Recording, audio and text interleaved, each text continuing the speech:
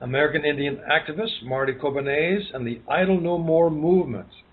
I wonder, could this spell the end for the controversial XL pipeline? Now, considering the importance of our guest and today's topic, I will need to take a few minutes to give those of you who are not tuned in to an ongoing and fierce war against the controversial XL pipeline and the backlash it has created in the mind, hearts, and lands of North America's indigenous peoples. So Marty Cobenais, who is a Red Lake Ojibwe, is a pipeline organizer for the Indigenous Environmental Network, IEN. He is a leader on pipeline safety issues, having led resistance to Enbridge's Alberta Clipper pipeline, and is currently fighting TranCanada's pipeline, as well as Exxon Imperial's oil's heavy haul in Montana and Idaho. So Marty has been arrested at least twice when protesting in front of the White House and elsewhere, and he and his fellow activists have had many clashes with authorities both in Canada and the U.S., which leads me to ask just what woke up the Canadian people and how did that awareness spread to the U.S.? So let's ask that of Marty Cobenais. Welcome to the show today, Marty. Hey, Walt. Thanks, Jerry, for actually having me on the show finally, due to our conflicts of timing and everything else. One of the things the biggest thing, I guess, that we have going on with the activism and everything else that we really have is that it's brought tar sands to the forefront in U.S. and in Canada. And people now know that tar sands are the dirtiest oil in the world and that it's really the bottom of the barrel oil. So that's really what our activism has done so far. Well, speaking of being active, you're at the moment driving, so hopefully I won't be held responsible for any accidents. Where are you right now on the road? I am in Bemidji, Minnesota. That's where our offices are housed out of, but I'm also fighting Enbridge again in northern Minnesota because of the proposal of Line 67 Alberta Clipper expansion, and then there's also Enbridge has also been on Red Lake lands illegally for the last 64 years with no contract and no easement to go through our land. So I'm kind of leading about three different things at once.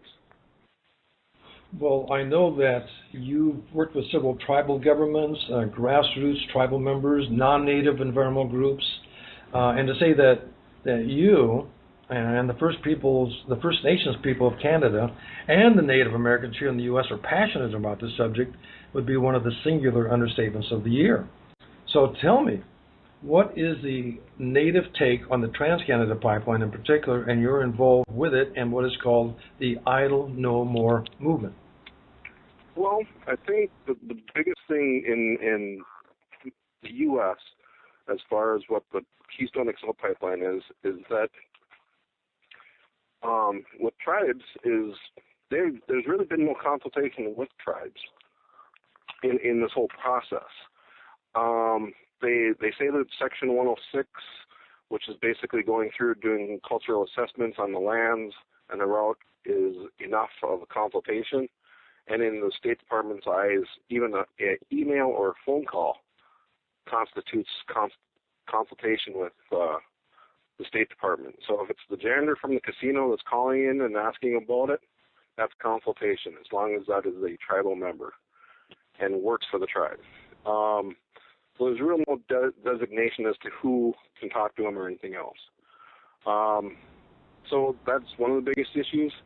The second biggest issue is obviously treaty rights. The Lakota, the Ponca, most of the tribes along that route, but most notably the Fort Laramie Treaty with the Lakota in South Dakota. That was never a ratified treaty, and this pipeline is going to go through their entire route or through their entire territory of treaty land. What's awful about this is that this is nothing more than an extension of the abuses that both Canada and U.S. governments have delivered to the indigenous populations. And there's no way for anybody listening to this program to not understand and believe that if there were any people, any ethnic groups more damaged by government interventions and government duplicity, it would be the Native American and the First Nations in Canada. Yeah. You know, one of the other issues that's really popular, or not really popular, that's really on the forefront is water. Not just in the U.S. Obviously, you have water issues, but there's the Mini-Wachoni water pipeline, which means in Lakota, water is life. That crosses the Mini-Wachoni pipeline twice proposed. Then you have the water consumption up in Canada. You know, if it takes 4 barrels of oil or 4 barrels of water to make 1 barrel of oil. So, I mean, there's lots of extra waste of water up there. The waters are leaking into Lake Athabasca, the Athabasca River. You know, it's devastating up even in Canada on water, and that's, you know, unfortunately, water is not a human. It's a human need, but it's not a human right yet, and I think that's one of the things that we really need to change in the world right now. Well, we know that corporations have been able to privatize oil because they drill for it, they own it.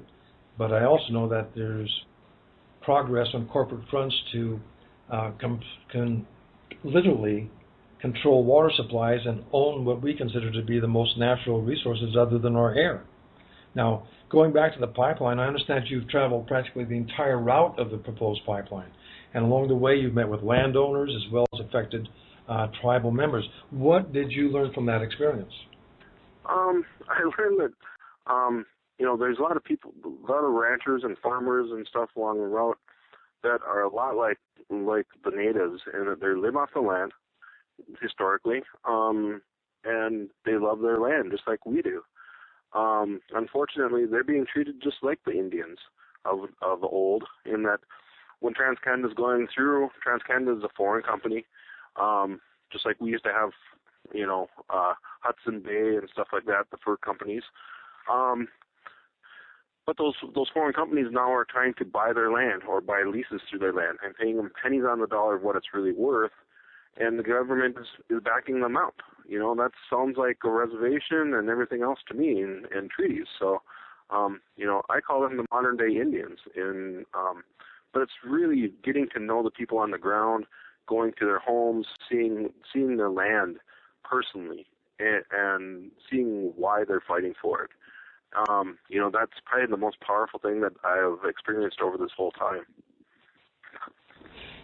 Well, you know, as with so many causes over the years, whether it be anti-war or civil rights or the Occupy movement in Wall Street, the people who've stepped up to stand up for the rights have also been knocked down a few times. Tell me about how this has occurred in your particular experience. Well, I think they always try and knock you down, and they try and do the divide and conquer, just like the military's always done. You know, we've had some victories in our fights. We've also lost a few fights, but I'm not going to give up. I mean, I don't think any of us are going to give up on this. You know, we got to do what we got to do, I guess, is the mainstay on this right now. Is we can't give up. This is... Well, what I understand, and what's more impressive to me as well, is that not only you're not giving up, but you're waking up, because Idle No More basically is a pronouncement by the First Nations, excuse me, the First Nations and the American Indian, that they are just not going to take it anymore. Now, how was that sparked? It really started with when Prime Minister Harper passed C-45 and C-13 bills up in Canada, basically eliminating all environmental laws, eliminating protection of millions of lakes in Canada. I think there's only a handful, under 100 lakes that are protected in Canada anymore. And then taking away Indigenous rights with those bills. That is when the Idle No More campaign really, you know, took off and said, we're not going to stand here anymore. We're not going to just sit here and take it. We're going to fight this, and we're going to be loud and boisterous. And that's what it's really done, you know, and it's not that it's a new idea by any means. You know, we've had protests and rallies and stuff like that for hundreds of years, and, you know, people fighting, most prevalently in the 60s and 70s. But, you know, it's just kind of rejuvenated and a new name to it, and it's just we're just not going to take it anymore. And I think everyone can do that, you know. obviously, when you have 50,000 people standing in front of the White House in January or in February, there's 50,000 people not going to take it anymore. And many more supporters behind them. Now, on our 15 Minutes of Fact, the show that you're on right now, this is not the only 15 minutes you've had devoted to you. I think you're on a YouTube segment in which you graphically show on video what this oil sand material looks like, and you provide some eye-opening facts as well. How did that session come about, and has that segment on YouTube been helpful in your cause? Well, the segment that you're talking about is in northern Minnesota. Some of those lines are 64 years old when you sit and talk about Arkansas and the Pegasus line.